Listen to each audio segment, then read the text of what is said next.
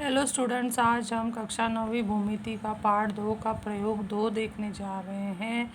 हम पढ़ते समय ये प्रयोग कर चुके हैं। बहुत आसान सा प्रयोग है। इसका उद्देश्य देखते हैं कि दो समांतर रेखाओं द्वारा उनकी तिर्यक द्वारा निर्मित संगत कोण और अंतःकोण के गुणधर्म की जांच करना है।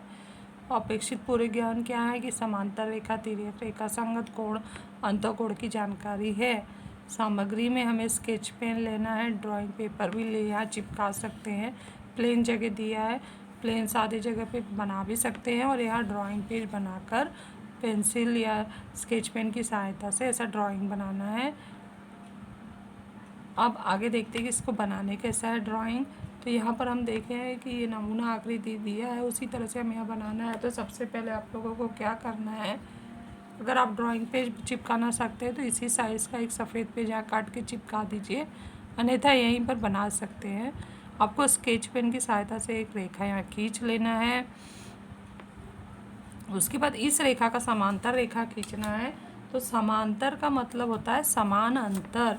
तो उस रेखा पर हम दो लंब समान दूरी का खींचेंगे। तो गोनिया का आधार तुम्हें उस रेखा पर रखना है और 2.5 की दूरी पर जैसे मैंने लिया है निशान लगा देना है। एक निशान यहाँ लग गया और दूसरा इस तरफ लगा दो। इसका जो आधार है हमने रेखा पे सीधा रखा है और ये लंब आ गया और ये 2.5 का निशान यहाँ बन गया। अब ये दो बिंदुओं से जाती हुई रेखा हमें खींच देना है। तो ये रेखा हमारी तैयार हो गई, इस पहली रेखा से समांतर हो गई। और एक तिर्यक रेखा आपको अंदाज से इसे तिरछे सीधे खींच लेना है। खींचने के बाद 4 कोण बनते हैं ऊपर 4 नीचे, उनके नंबर डाल देना है 1 2 3 4 5 6 7 8। अब चांदे की सहायता से प्रत्येक कोण को नापना शुरू कर देना है। तो चांदा का आधार हम अपने पहले ऊपर वाले हिस्से पे रखेंगे। तो यहाँ पर देख रही है 90 बना है और ये हमारा जो कोण है जाके 60 टकरा रहे, तो ये 60 हो गया। और इस तरफ से हम देखें इस कोण को हमने रखा है ये आधार पर यहाँ पर, तो ये हमारा यहाँ से नापे 0 तो ये 90 है और ये जाके यहाँ टकरा रहे थे 120 आ गया। उसी तरह से आप ऐसे उल्टा रख के भी नाप सकते हो। तो ये हमारा ये जो है 120 आ गया और ये हिस्सा जो दिख रहा है ये 60 अंश आ गया। अब बाकी कोण भी ऐसे ऊपर की दिशा में रख के दोनों कोण नाप लो। तो ये हो गया 60 अंश और ये इस तरफ से नापे थे 120 हो गया। उसी तरह से यहाँ पर भी ऐसे चांदा रख के उसका आधार रेखा से टकराना चाहिए। तो ये हमारा 0 से शुरू होकर ये 90, ये हो गया 100, 110 और ये 120 हो गया। और यहाँ से हम देखें तो ये हमारा तिरछे जाके 60 अंश से टकरा रहा है। तो इस तरह से हमने सारे कोण नाप कर यहाँ लिख लिए।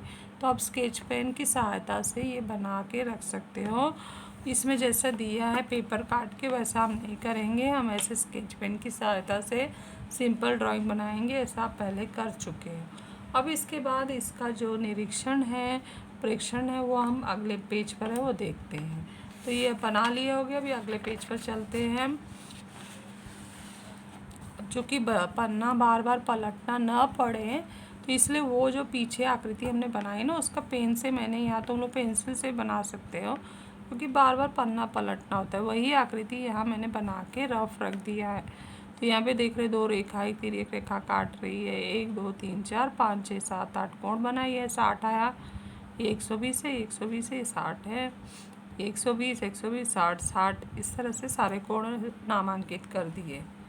अब भरते हैं, चेक करते हैं हमें क्या बराबर छोटा बड़ा का चिन्ह लगाना है इन कोणों के बीच में। तो कोण 1 और कोण 5 कैसे हैं, क्या बराबर है? हाँ बराबर हैं, बराबर का चिन्ह लगाओ। फिर कोण 3 और 7 कैसे हैं, ये 3 है और ये 7 है, बराबर है 120 120 तो बराबर हैं। उसके बाद 2 और 6 कैसे हैं, कोण 60 है 60 है तो ये भी बराबर हैं। 4 और 8 कैसे हैं, 60 और 60 है, ये भी बराबर हैं। और हम ध्यान से देखें तो ये कोणों के कौन से प्रकार है, संगत कोण। तो संगत कोण कैसे हो गए, सर्वांग सम।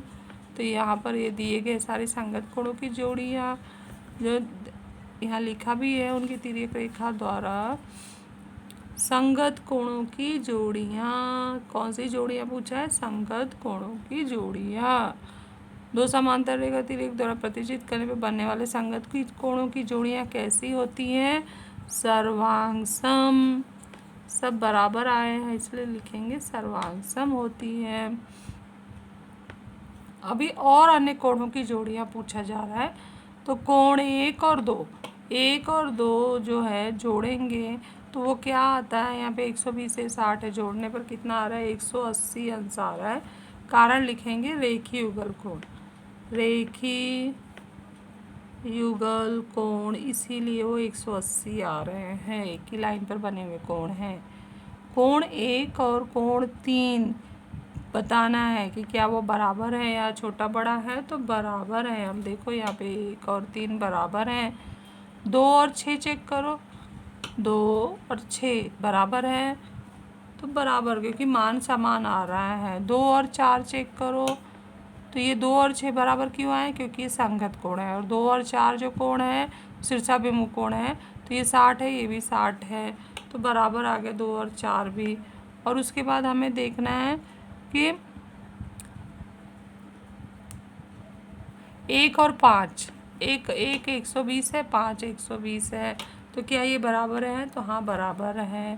तो ये सारे चिन्ह लग चुके हैं। इसमें 2 शीर्षाभिमुख कोणों की जोड़ी है, 2 संगत कोणों की जोड़ियाँ हैं। और यहाँ साइड में भी हमें छाप के दिया है कि ये भरो। तो कोण 3 का कोण 6 के साथ तो अंतःकोण है, 120 और 60 जोड़ेंगे तो 180 अंश आता है। कोण 4 और 5 अंतःकोण है, 120 है, ये 60 है, जोड़ेंगे तो 180 अंश आता है। तो इससे निष्कर्ष ये सब क्या निकल रहा है कि रेखीय युगल कोण संपूरक होते हैं, शीर्षाभिमुख कोणों की जोड़ियाँ बराबर होती है, संगत कोणों की जोड़ियाँ बराबर होती है, अंतःकोण संपूरक होते हैं। तो निष्कर्ष में यही लिखा गया है। इसी प्रकार से दो समांतर रेखाओं को तिर्यक द्वारा प्रतिच्छेद करने पर अंतःकोण संपूरक होते हैं। तो ये जो शब्द में लिखवाई हो ना, ये सब ध्यान से लिख लेना है। यहाँ देखो संगत कोण लिखा है, यहाँ सर्वांगसम लिखा है, यहाँ संपूरक लिखा है रिक्त स्थान में, और यहाँ सब जगह संगत कोणों में बराबर लिखा है। यहाँ रेखीय युगल संपूरक है तो अंतःकोण संपूरक है, और यहाँ शीर्षाभिमुख कोण और संगत कोण बराबर है। तो निष्कर्ष क्या निकला कि इस प्रकार दो समांतर रेखा तिर्यक द्वारा निर्मित संगत कोण और अंतःकोणों के गुणधर्म की हमने जांच की। तो इस तरह से हमारा ये प्रयोग पूरा हुआ।